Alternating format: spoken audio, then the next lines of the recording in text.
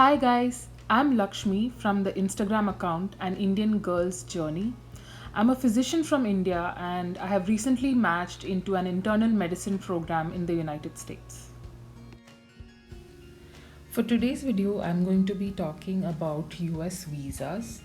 And this is a very complicated topic, and a lot of times, it's very hard to know all the categories of visas that we have available in the US. But I'm basically going to be talking about the categories that you should know as an IMG. There are certain nuances and technicalities about each of these visa categories that normal people wouldn't know. So you might want to rely on the USCIS website and probably an experienced visa attorney in the US for the same. But the things that I say would help someone who's totally clueless about the visas that you can use to come to the US. And I hope it helps you guys. The first category that I'm going to be talking about is B1, B2 visa. B1 is a business visa and B2 is a tourist visa. Both of these kind of get clubbed together for some reason, and they are visitors visa, so you cannot stay for longer than 6 months at a time on this visa. And I would really advise you to not exceed the 6 month limit, because if you exceed it or you break any rule while you're on this visa, it's really hard to get another category of visa when you want to start residency or move on to something else. So this is the category of visa that most people use to come to the US for their rotations. I did most of my observerships on my B1 visa. And when you go for the visa interview, it's kind of complicated because some people get granted multiple entries for 10 years kind of B1 visa, and some people are only granted one entry or something like that. I'm not really sure why that happens, but I think there is not much of an explanation. It's at the discretion of the visa officer that you have and the luck. So when I went for my visa interview, I was given a 10-year multiple entry B1, B2. So how it works is that every time you go to the US, you can only stay for 6 months, but you can always come back, and then after a while you can go again, and you can do this for 10 years. But obviously if you keep entering the US again and again, things get a little tricky, and they get suspicious about why you're doing this. But yeah, that's how it works. The most important thing to keep in mind when going for a B1, B2 visa interview is to prove that you do not have any intent to immigrate into the US. They want to know that you will absolutely go back once the time period is over. So that is something that you have to prove to the visa officer to convince them to give you a visa. And something related to this is the fact that you're not allowed to make any money while in the US on this visa. So, which is, I mean, if you're able to make money and sustain yourself in the US, you might just stay back. So they don't want you to do that. So when you go for the interview, you have to prove with some, records or something like that, that you have enough money in your account or in some way to sustain yourself throughout the whole stay in the US. And this is something that you need to really strictly follow, because you could get into trouble if you get make money in the US, and you will not be able to get another visa later at some other point. Also, one thing about B1 visa is that very rarely that you can do research on this visa. It's not common, but very rarely people do. I mean, programs do let you do that. But most programs don't like to let people do research on B1, because it's only for 6 months, and usually research runs longer than that.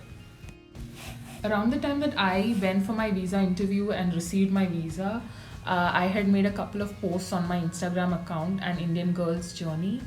You can check out those posts for more information about the actual interview and stuff like that. The most common visa that is used by IMGs to do research or residency in the US is a J1 visitor exchange visa.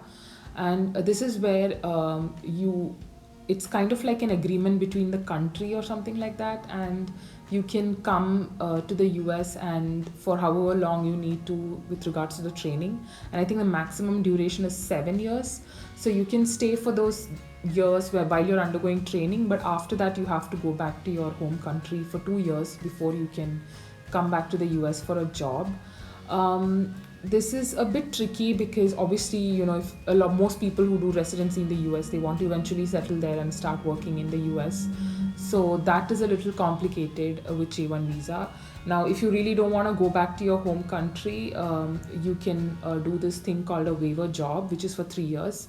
And basically, how it works is that you would be working in an underserved area where there is a shortage of physicians, and obviously, you would be paid very well, but it would be the places that are not very desirable for most people.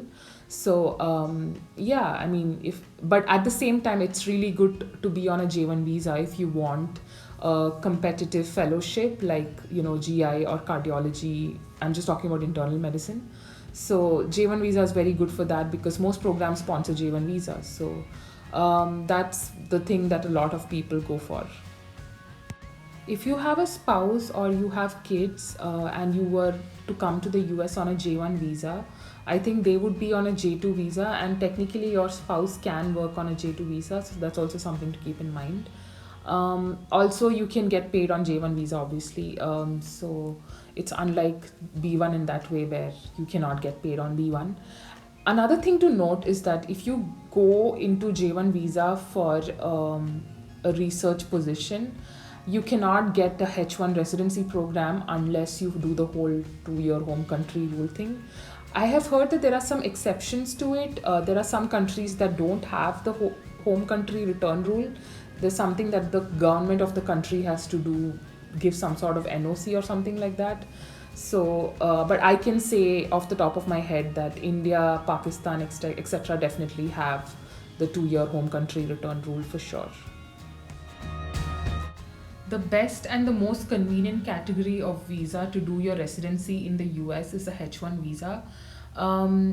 This is because you can directly enter the green card queue. There is no hassle of 2 year home country rule. There is no waiver job. You're a free bird.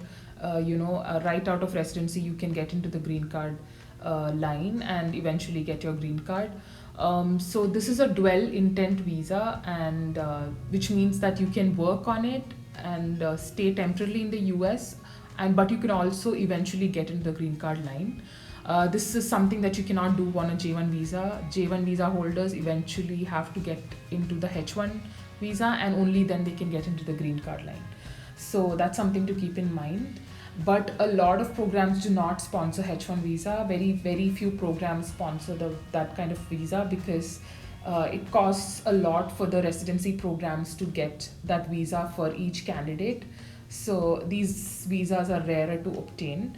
Also, I feel that a lot of the programs that do sponsor H1 are not really the good ones. So there are very few, I literally can count them on my fingers. There are that few programs that are actually good and sponsor H1. I think it's a perfect category of visa if you do not intend to do any fellowship. You just want to be a hospitalist or you want to be in primary care. Your life is set. You just finish your residency, you get a job, and you get your green card. And the spouse of a H1 holder gets a H4 visa, and you cannot work on an H4 visa unless your spouse is already in the green card line, which will not happen throughout residency. So that's another way in which H1 visa is different from J1. Something to know about H1 visa is that if you want the program to sponsor you this category of visa, you need to have your step 3 done and passed. So if you plan on getting into a residency with H1, definitely take that as soon as you can. Most university programs don't sponsor H1. Most programs usually sponsor J1, and it's usually the community programs that sponsor H1. And most fellowships do not sponsor H1 either, especially the competitive fellowships like cardiology or GI. So if you're absolutely certain that you want those fellowships, H1 might not be a good idea. I mean, it's not that you cannot match into cardiology with or GI with an H1 visa, but it's a lot tougher. And but yeah, there's also this thing that you can do your residency on H1 and you can eventually actually still move to J1, but still it's kind of sad because you then end up going into the whole hassle of the waiver job, even though you got to do residency on a H1 visa. The last category of visa that is not as important and very uncommon for IMGs to get on is F1 visa, but I still want to mention it because, just for the sake of completion.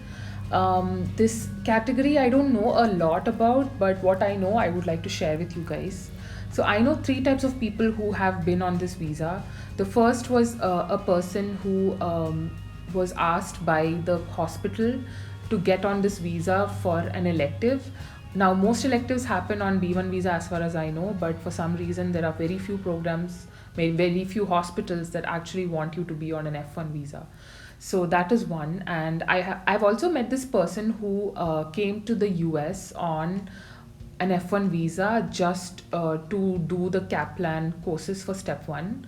I kind of found that a little uncommon and weird, but I mean, to each their own. If you have the money to spare to live in the US and join the Kaplan courses for step one, you can do that. So that's another person I met. And also, as far as I know, the Caribbean medical students, whichever country they're originally from, if they go to medical school in Caribbean, they do their rotations in the US, and I think those people also would be on an F1 visa. F1 is basically a student visa, so if you join any kind of